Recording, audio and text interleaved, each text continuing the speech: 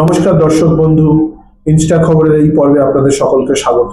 আমরা বাংলাদেশের খবর নিয়ে আবার আপনাদের সামনে উপস্থিত হয়েছি।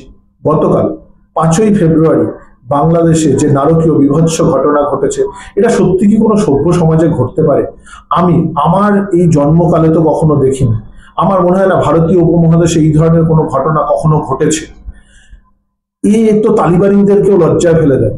তালিবানিরা যখন বামিয়ান মূর্তি ধ্বংস করেছিল আজ থেকে প্রায় 24-25 বছর আগে, তখনও তারা এত বিভৎস ছিল কিনা আমরা জানি না। আর এখনকার তালিবানি তো অনেক আপডেটেড। কিন্তু বাংলাদেশ কি সময়ের সাথে সাথে পেছনের দিকে হাঁটছে? মৌলবাদীরা কি এখানে এতই শক্তিশালী যে বাংলাদেশটা পুরো মৌলবাদীদের দখলে চলে গেছে? যে দেশের ছাত্ররা তাদের ইতিহাস রক্ষা করতে পারে না, তারা কেমন করে দেশ গড়বে? তারা আবার বলছে দেশকে এগিয়ে নিয়ে যাবে, তারা দেশ শাসন করবে। এটা কি বাংলাদেশের শাসন চলছে? লাস্ট 6 মাসে বাংলাদেশে কি চলেছে না চলেছে সেটা আমরা প্রত্যেকেই জানি। সংখ্যালঘুদের ওপর নিপীড়ন, জিনিসপত্রের দাম বৃদ্ধি ঘটেছে, কর্মসংস্থান হয়নি, ওদিকে আরাকান আর্মি বাংলাদেশের ঘাড়ে নিঃশ্বাস ফেলছে, ভারতবর্ষের সাথে সম্পর্ক খারাপ করেছে, বাংলাদেশ ধার দেনায় তলিয়ে যাচ্ছে। এই বাংলাদেশ তো বাংলাদেশের মানুষ দেখতে চায়নি, আমরাও দেখতে চাই না। কিন্তু তার বিভৎস রূপ যেভাবে গতকাল রাত্রে দেখা গেল, শেখ হাসিনার একটা বক্তব্যকে এত ভয় কেন? জাতির পিতাকে কেউ এভাবে ধ্বংস করে? আমরা কখনো এ ধরনের দুঃস্বপ্ন ভাবতে পারি না। শেখ হাসিনা যে বক্তব্য নিয়ে এত তোলপাড়, এত বিতর্ক, এত ভয়, মোহাম্মদ ইউনূস এবং তার যারা ঘনিষ্ঠ আছে তাদের এত চিন্তা, চলুন আমরা সেই বক্তব্যের কিছু মূল যে জায়গাগুলো, মূল অংশ, প্রধান যে বক্তব্য, সেগুলো আমরা একবার একটু শুনেন। একটাই লক্ষ্য ছিল, তার মেটিকুলাস ডিজাইনই ছিল ইউনূস সাহেবের আমাকে 2 বোনকে হত্যা করা। কাজেই আবার বাংলাদেশ ফিরে আসবে, মুক্তিযুদ্ধের চেতনা গড়ে উঠবে, শহীদের রক্ত কখনো বৃথা যেতে পারে না। এটাই আমার কথা। আমি ছাত্রলীগকে ব্যান করেছে, ছাত্রকে ব্যান করার কোনো অধিকার নেই, কারণ ইউনূস সাহেবের ক্ষমতা দখল সম্পূর্ণ অবৈধ, অসাংবিধানিক, অস্ত্র অর্থের জোরে মানুষ খুন করে মানুষের লাশের উপর পাড়া দিয়ে সে ক্ষমতা এসেছে।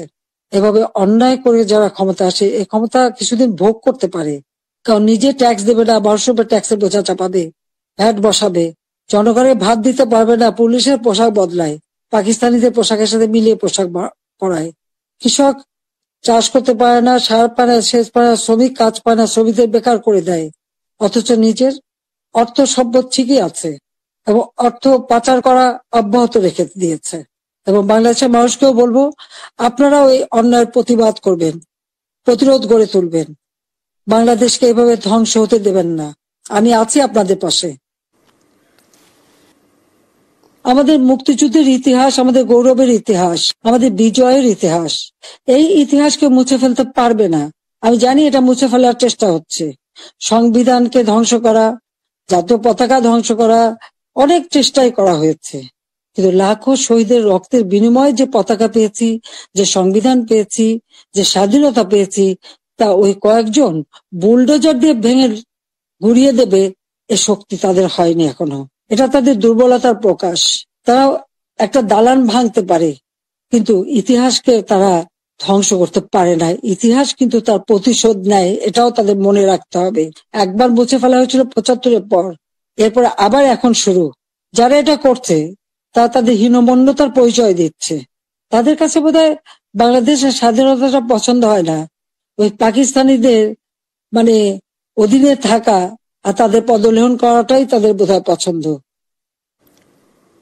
আমি তো আমার নিজের জন্য কিছু করতে যাইনি। একমাত্র 32 নম্বর বাড়িটা, সেটাও তো আমি জনগণকে দান করে দিয়েছি, আমরা 2 বোন। হ্যাঁ, জাতির পিতা পরিবারের নিরাপত্তা দেওয়ার জন্য একটা আইন করা হয়েছিল, সেই সূত্রে একটা বাড়ি রেহানাকে থাকতে দেওয়া হয়েছিল। গণভবন তো সরকারি, সেটা ভাঙা চোরা, লুটপাট, 2 হাতে লুট করা হয়েছে। এমনকি ডক্টর ইউনূস নিজেই ওখানে চলে গেছেন তার সমন্বয়দের সাথে দিয়ে, উপদেষ্টাদের সাথে নিয়ে, তিনিও বোধহয় লুটপাট করতে গিয়েছিলেন। আর 32 নম্বর, এটা তো আমরা কোনো ব্যক্তিগতভাবে ব্যবহার করিনি। মিউজিয়াম, সারা বিশ্বের অনেক বড় বড় নেতারা এসেছেন, রাষ্ট্রপ্রধান এসেছেন, সরকার প্রধান এসেছেন, ওই বাড়ি ভিজিট করেছেন। আজকে সেই বাড়িটা ভেঙে ফেলা হচ্ছে। ওই বাড়িটাকে কেন এত ভয়? আমি দেশের মানুষের কাছে আজকে বিচার চাই, আমি দেশের জনগণের কাছে বিচার চাই। বলুন আপনারা, আমি কি আপনাদের কিছু করিনি? আমি কি আপনাদের অন্ন, বস্ত্র, বাসস্থান, চিকিৎসার ব্যবস্থা করে দেইনি? আপনাদের ঘরে আলো জ্বালেনি, আপনাদের ছেলেমেয়ে লেখাপড়া শিক্ষার ব্যবস্থা করেনি, রাস্তাঘাট পুল ব্রিজ করে আপনাদের যোগাযোগের ব্যবস্থা, কর্মসংস্থানের ব্যবস্থা করে দেয়নি। তাহলে কেন এই অপমান, কেন এই বাড়িটা ভাঙা হবে? এই বাড়ি থেকে তো স্বাধীনতার ঘোষণা দিয়েছিলেন জাতির পিতা, আর স্বাধীন দেশ হয়েছিল বলেই তো আজকে বাংলাদেশ এত উন্নত হয়েছে। তাহলে এই বাড়ি কারা ভাঙে? আমি আপনাদের কাছে, দেশের জনগণের কাছে বিচার চাই। আমি ছাত্র সমাজের কাছেও এটা বলবো যে যারা বিভ্রান্ত করে তোমাদেরকে বিভ্রান্তির পথে নিয়ে গিয়েছিল, কারণ আমি জানি তোমাদের এই বয়সটাই এরকম, কিন্তু সকলে তো এর মধ্যে ঢুকেনি। তো যারা আজকে এই ধরনের ধ্বংস করছে, যারা মানুষ হত্যা করেছে, তারা তো খুনি হিসেবে চিহ্নিত হবে। এখানে সাধারণ ছাত্রছাত্রীদের কোনো দায়বদ্ধতা নেই। কাজে আমি মনে করি যে এর থেকে সাধারণ ছাত্রছাত্রীদের দূরে থাকা ভালো, এদের এই ধ্বংস যজ্ঞের জন্য অংশ না নেয়। দর্শক বন্ধু, আপনারা শেখ হাসিনার বক্তব্য শুনলেন। আমি আমাদের বাংলাদেশের যে দর্শক বন্ধু আছে তাদেরকে জানতে চাইবো, গতকাল যেটা হলো সেটা কি ঠিক হলো? যারা ধর্মনিরপেক্ষতায় বিশ্বাস করে, যারা এতদিন বাংলাদেশে রয়েছে, আপনারা বলুন না, এইভাবে জাতির পিতার যে বাড়ি ছিল, যে স্মৃতি ছিল, যেখানে এত রাষ্ট্রপ্রধান ভিজিট করেছে, সেই বাড়িটাকে এইভাবে গুড়িয়ে দেওয়া সারা বিশ্বের কাছে আপনাদের কি ছবি গেল? আর হ্যাঁ, আমরা পশ্চিমবঙ্গবাসী, ভারতবাসী, আমাদের ক্ষেত্রেও কিন্তু এবার সজাগ হওয়ার প্রয়োজন হয়ে পড়েছে। আমাদের প্রতিবেশী রাষ্ট্রে মৌলবাদী চিন্তা ভাবনা যে হারে মাথাচাড়া দিয়ে উঠেছে, আমাদের পশ্চিমবঙ্গবাসীদেরকেও কিন্তু এবার সজাগ থাকতে হবে। বাংলাদেশের দিকে আমাদের প্রতিনিয়ত দৃষ্টি থাকবে। এবং দর্শক বন্ধু, আপনারা যদি সত্যি খবর এবং আপডেটেড খবর জানতে চান, তবে আমাদের চ্যানেলটি অবশ্যই সাবস্ক্রাইব করুন। ধন্যবাদ।